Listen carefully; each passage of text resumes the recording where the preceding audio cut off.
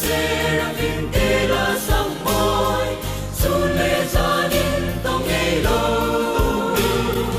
asyang ko ni asyang ko lo pa tu vi lo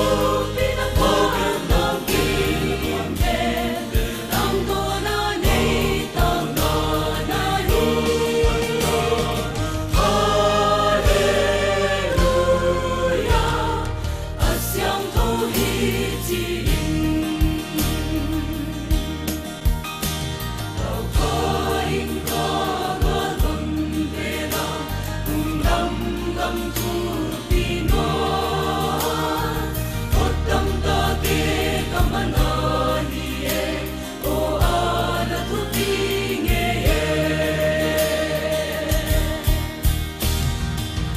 kim hi kay patyanin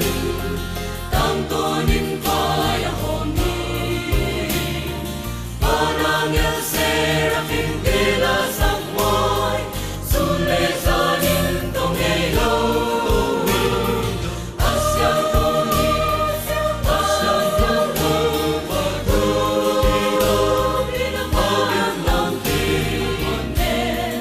ang to na nei tang na na ni hallelujah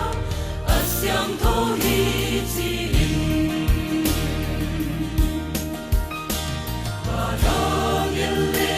seraphim ten Zion lamoy sa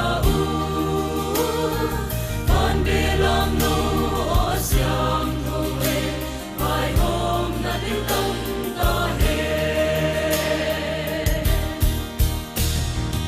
ang kim hi kay patyanin tang to ni